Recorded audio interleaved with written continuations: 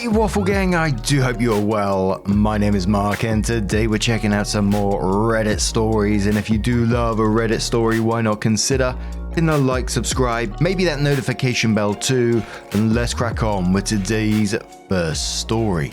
Much love, guys. Now today's first story comes from Alula from the Entitled People subreddit and says, I pay rent, so I own this house. Thought this would fit here. English is not my maternal language. Backstory, my parents used to own a house on a big land. When my older siblings went away for college, the house felt too big for our needs, so my parents decided to sell the house. But not all the land. They built a smaller house on part of the land they didn't sell. A few years after, we moved to a city 2 hours away and kept the house as a place to go during the summer. My parents decided to rent the house as it was well located and had a really nice view. Renting it meant that they could use the money towards the mortgage and taxes. Enter our Karen. Karen and her boyfriend rented the place so she could be closer to her work. From the start, my dad made it clear. The place was for rent and my parents planned on living in that house after retiring. At that time, both of them planned to work for at least another 20 years. They would of course notify Karen in advance when they wanted to take back the house so she would have plenty of time to find a new place. In return, they asked that she notify them in advance should she wish to move out so they could find a new renter. The lease also stated that my parents would have some of their things in a locked storage in the basement, as well as in a shed on the property, and that they would always call Karen before dropping by to get something out of storage, which was in the basement and connected by the garage, so they wouldn't even disturb Karen. For a few years, Karen was an okay renter. She paid the rent through a check each month. She smoked inside and didn't take care of the land, but my dad didn't make a fuss about it. Real trouble started after around 12 years. Every few months, Karen's checks would bounce. My dad would call her to ask about it. Karen would profusely apologize and rectify the situation. Then it became every other month, until it was every month. Finally, my dad had had enough and called her about the lease and the rent. During the call, Karen argued that since she had been paying rent for the past 12 years, the house was now hers. My dad was shocked since that came out of nowhere. He tried to explain to her that she was renting the place like they had agreed on since the beginning. Karen went on a bitch fit about how she had paid so much over the years and she was the one living there and taking care of the place, which she was not at all. Therefore, it should be hers. She threatened to take my dad to court. Now, where I live, there are many laws which protects the renter, and it can be a real bitch to deal with when you get a nasty renter. My dad hired a lawyer to make sure everything was in order. After meeting with Karen, where the lawyer was present, she realized she didn't have much of a case since all paperwork concerning the house was in my dad's name, and the original lease clearly stated that it was a rental. My dad offered her to stop renting, should she wish to after the whole debacle, but she wanted to stay in the house. He made her sign a new lease where it stated, again, that this was a rental and that she should not pay or cause trouble again. My dad would give her the shortest possible notice of eviction allowed by the law. Karen is still renting the house after almost 20 years. My parents are not close to retiring yet. Do hope it won't turn into a shit show when they decide to take back the house. Edit. The question. Why did your dad let us sign a new lease? Comes up a lot in the comments. I will say what I answered throughout the comments. I don't have the slightest clue why he would do that. As I was a kid much younger when this happened, I wasn't kept in the loop much. It was also not the reaction I would expect my dad to have, since he is respectful to others and expects the same in return. I do know the legal actions he took when she threatened to take him to court did protect himself from many future problems that might arise. I do appreciate all the concern and the advice, although I do think my dad had a good reason to keep her as a tenant from hell after everything that went down. Now, I agree with some of the commenters saying that, it's a bad idea to let her continue staying after that. And this may be just because I've watched one too many Nightmare Neighbors, Nightmare Tenants. But she sounds like she's going to be an absolute pain in the ass to get rid of. And, just extending this isn't a great idea. Because I think the entitlement will just ramp up over time. She already thinks she owns the place because she's rented it for 12 years. What's another 6 to 10 years going to do? It kind of sounded like your dad just wanted like the easiest option to just carry on as is because he just wants to crack on with life, which, you know, I get, but it does sound like it's going to be a nightmare. NT Engineer says, I would have never let her stay. Your dad is just asking for trouble when he wants to move her out. She will fight it and carry it out as long as she can until she gets removed physically, and probably will destroy the inside of the house. She already showed what type of person she is, and he should have just continued with the eviction process to get her out of the house. Care Bear Ninja Hair says, unless the lease agreement had strict verbiage that said it was a lease to own, I don't know why she thought she had a case. My second house I ever owned was a lease to own, and there was a legal contract that a percentage of my rent went to a trust to build up a down payment over 5 years, and I could offer to buy the place, which I did. I agree with others that he should have ended her lease as soon as legally possible. It sucks so hard that people get screwed over like this. Your dad sounds like a great guy. Another commenter says it took us a year to get our tenant out when we wanted to move back into our flat. He had lived there for around 15 years and my grandmother, who'd been handling all of it as we lived in another country, hadn't put the rent up in all of that time. So of course he wasn't going to leave easily. He knew that rent was now 10 times what he was paying. When he left, the flat was trashed and my dad had to spend a fortune on legal fees. But OP came in with her update 4 years later and says this is the update of a post from 5 years ago. Some people asked for an update in the comments, and there's been new developments in the last few months. The timeline. Since the beginning, there was a mutual agreement between Karen and my parents that they would both give a 6 months notice before she moved out, or my parents would like to take back the house. Last week of June, my dad received a phone call from a representative of Karen. Due to financial circumstances, she was giving a month's notice before moving out. My parents were surprised by the short notice, but didn't really mind it, as they were looking forward to taking back the place. Last week, July, Karen was set to move out, but she asked for a week extension as she couldn't find anybody to help her move. My parents agreed. She was now set to move out by August the 3rd. August the 4th, with the car all loaded up with essentials, dinnerware and cutlery, small furniture, we left for our first trip to the house. The plan was to look at the state of the place, clean a little bit and take measurements for the remodeling my parents are planning. As we get to the place, we notice a small sign in the driveway to advertise for a garage sale at the house. We figured she forgot to take it down. We were wrong. As we get to the house, we can see boxes and furniture through the windows. Cue the shocked Pikachu face as she answered the door. Turns out she hadn't moved yet and meant to call my dad to let him know. But of course, she never did. She clearly didn't expect us to drop by so soon after a supposed moving date. My parents were both extremely pissed, but they gave her an additional week in expectations of payments for the weeks she overstayed. August 18th. My parents received the confirmation that she left the week she was supposed to. They had a neighbor drop by to make sure her things were really gone. But we didn't have time to make the trip until a week after. We found the place in a much better shape than we expected. Of course, the place is not in perfect condition, as it clearly has the wear and tear of a place that's been lived in for years.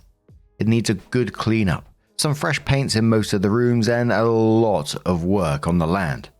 There's also plans of remodeling a bit to make an additional room on the first floor so my parents don't have to go up and down the stairs all the time. Turning a new leaf over. So this ends the whole chapter. My parents got the summer house back years before they expected, and although the rental was difficult until the end, she mostly went away without all the trouble we all expected. My parents are happy to take back the place and are looking forward to all the projects they have for it. They have been almost every week to clean and sort through the things we have stored there. My dad did a fresh coat of paint in some of the rooms and they are looking for furniture. My brother went once and started to clear up some of the trees to get back the awesome view we used to have from the kitchen. My dad bought an old tractor to help with the yard work and is excited like a little boy with a new shiny toy. Would like to get the place clean and ready to hopefully spend Christmas camping there, as we most likely won't have a lot of furniture yet. Boss says, I was expecting this to be some sort of long and dragged out process where Karen gets the law involved and ultimately gets shut down. But this was nice and quiet. Govzilla says make sure they change all the locks, don't want her letting herself back in at some later date. OP says absolutely sound advice. On our way back home the first day the day we actually made it inside the house, my dad dropped one of the locks to the local locksmith. Apparently we needed a specific model that you can't get in all stores. He absolutely wanted to get the locks changed ASAP. On a brighter note, the house is in a quiet village and everybody has that looking out for each other mentality. My dad has a rather good relationship with all the neighbors. Some of them used to call him even when the house was rented if they noticed something out of the ordinary. Jules Split says, turned out nicely. Before any more painting, maybe consider an ozone machine to clean up all the cigarette smell. Opie says, I think that's why my dad only started on a few rooms, such as the spare bedroom and small office that had cleaner walls. We can clearly see which room she used by the colour and state of the walls, so we waited before doing any work on those. I'll suggest it to him, but chances are he's already planning to rent a machine or pay for that kind of cleaning. Reddit's got my head messed up. Well, not just Reddit, those programs that I watch as well, because they got me thinking, oh, this isn't the end of this. I was half expecting on that garage sale for her to be selling stuff from the house that didn't belong to her. I would love to know what was going through her mind in that initial post when she said, no, sort of, I own the house now because I've paid rent for long enough. But in the end, at the moment, seems to have ended quite well. But what do you guys make of this situation? Let us know your thoughts down in the comments below, and let's move on to another story. Now, our next story comes from the True Off My Chest subreddit from Battery Mad, who says, my boss hinted me to sleep with her. And I, 31, still don't know how to feel, how it happened, and why she wants this. She is 47, married, and I've been working with her for 3 years. And until last week, our relationship was very good, but strictly professional. The most that had happened between us is a kiss on the cheek when she greets me in the morning, as she does with almost everyone. She and I spent a lot of time together, as over time, she made me her right hand, taking me to meetings and meals very often, sometimes just us. I've met her husband, 51, and we get along very well. For what I've seen, they have a good life and a great marriage, and I can't understand where this came from. She asked me to have lunch with her as we always do. At this time, she kept looking at me, asking about intimate details about me, all ending in her saying she's always been interested in me. At first considering me kind and cute, like a puppy she was taking care of. But over time, she started to look at me as a man. She had felt this attraction as we spent time together and now wanted to go deeper into this. I've always seen her as a mentor and a friend, nothing more. I owe her so much. She helped me to get this job, taught me a lot, always given me advice, and I'm very grateful to her. And because of all this, I'm afraid of any answer I could give to her. If I say no, I'm not sure our relationship will become bitter. She could resent me or things could become uncomfortable. And I'm not comfortable with cheating. I can't say yes, even if she told me she'd already solved it and it wouldn't be a problem. She told me she would give me time to think about it, and since then, she kept behaving as always, but it just feels so different now. Sorry if I had any mistakes writing this. English is not my first language. Now, firstly, absolutely do not sleep with her. I think you already know this, and I think secondly, your relationship is going to change. Whatever happens here, whatever choice you was to make, your relationship would change. And because she's your boss, and I'm just throwing this out there, I can't think of a decent way to do this, is if it's possible to get that what she said in writing in case she uses it against you in your workplace, tries to switch it around on you or something like that. You know, you shouldn't have to do this kind of shit, but I think it's better to protect yourself, because I think this could easily be switched around on you as well, which is, you know, shit. But Lemon Bear says, don't shit where you eat. It's going to end badly. Rude Dog says, I second that. If you haven't already, brush up your resume and find a new job. Knifey Wifey says, email or text message her about it so you have physical evidence. Ask something like, did you really mean what you said at lunch? Once she reiterates that she would like a romantic relationship with her, politely decline, emphasizing that it would be unprofessional and you want to maintain the excellent working relationship you have worked hard to build with her. No matter what she says to convince you, stick to your initial answer. No thank you. I'm not interested in anything but a professional relationship with you. If she tries to punish you in any way, use the emails and text messages to prove what is actually going on. Opie says I'll do this just in case. Dangerous Warhog says, I also think you can add how a woman cheated on you in the past and it destroyed you emotionally and mentally, and you'd never be able to do this to someone else. If she asks questions, you just say that you don't want to relive the trauma by talking about it. It's just a ploy to help her understand that you really can't have a romantic relationship with her, on top of the mentor she has become. Good luck. You're in a tough spot. So, sometime later, Opie did come in with the update and said reading the comments had helped a lot into understanding lots of things. First of all, it was hard to me to even think about being sexually harassed by my boss. I couldn't comprehend I was being a victim because I didn't feel like that. But so many of you pointing it made me realize about it. After thinking a lot that night, I decided to do what most people told me. Start collecting evidence about the situation and her behavior to have something I can use to protect myself. Over those first days, I had some texts with her, saying what she wanted, but something just felt off. I didn't feel comfortable. I owe so much to this woman that I couldn't just do this without giving her at least a chance to come clear about this. I asked her if we could talk, just the two of us. Just in case I had my phone recording audio, I stayed on her office after our job. In her words, it would be a better place to have privacy. I told her I thought about her offer. She was curious about my answer, but something felt weird. I decided to be completely honest with her, so I told her that, with all the respect she deserved, I was declining her offer. When she asked why, and if I didn't consider her attractive, I told her that before all this situation, I could only see her as a mentor and a friend, that I admire, respect, and I'm very grateful to her. I just couldn't. I told her that the fact that she is a married woman, even if she says that shouldn't be a problem, makes me too uncomfortable. That I respect her and myself a lot to be a part of an affair. That in other circumstances, if she wasn't married, I'd be glad to accept her invitation, but for our sake and the sake of our job relationship, I must say no. At first, she seemed to be calm. She accepted my answer and promised me that there would not be any problem between us. But she slowly started to break down until she was crying a lot. She seemed so hurt, so heartbroken. I didn't know what to do, except for hugging her tight and trying to calm her. After she calmed down a little, she told me everything. Some weeks ago, she found that her husband was cheating on her. It was the 4th time. She told me about their marriage, that for both of them, separation or divorce are not an option. They love each other and the idea of being apart is too much for them. They tried it after the 2nd time he cheated, and both it felt miserable. So she ends up forgiving him, giving him another chance, and they live happy until he cheats again. She told me that over the years he'd been the best husband she could ask for, but after the last time she was so tired of all this, she was about to end things with him. But they talked and decided to give a last chance of their marriage. That's when her husband convinced her to have her own affair. In order to save their marriage, they wanted to open it. That's why she proposed it. It was like a way to make things fair between them.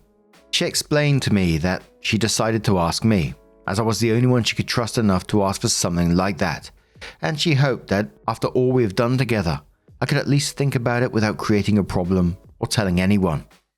But after I told her I wanted to talk, she started to have lots of doubts and regrets about asking me, because she believed I was about to say yes, and after I said no, she was so relieved and immediately felt heartbroken. She said she loved her husband and after all, she couldn't do this to him. She felt so guilty for accepting this idea, for accepting all the ideas that would follow after doing it. And the thing that hurt her the most is that she realized she wasn't able to do this to him, but he had done it more than once to her. I consoled her for hours. When we were done talking and left to our homes, it was almost midnight. She thanked me for everything, for consoling her, for the trust, for being a gentleman, and promised me that everything will be fine, and said she was happy I ended up being loyal and a good friend. After that, the weekend was very quiet, and today she seemed to be way better. She told me everything is okay. They're talking, and I don't have anything to worry about. Jay Boosh says, what an oddly positive turn of events, all things considered. Opie says yes, but I still feel bad for her. She'd been carrying a lot. Sombra says, yes, it is sad. She is fortunate that you're a good person and friend, OP. Strange Rizzler says, She needs therapy, plus now look at you. You're basically the good guy. I love how life sometimes can be fair. You decided to not do it, and hearing her say that she wanted you to decline and now thinks more highly of you is incredible. I don't know why, but I'm happy for you. Wish you good luck and a happy life. Stay strong. And whilst many people were saying, it's a positive ending for OP, there was many people still calling out, this was still sexual harassment towards the OP. She should never have put him in that position to begin with. And some people suspecting that, there's going to be another update down the road where she's going to try it on again with OP at some point down the line, which just puts another whole twist on things, doesn't it? But what do you guys make of this situation? What would you do in OP's position at this point? Let us know your thoughts down in the comments below. Now, just a huge thank you from the bottom of my heart for getting involved in today's stories. Your love, your support, your time always means the absolute world to me. So thank you so much. And hopefully I'll see you in the next one. Take care and much love.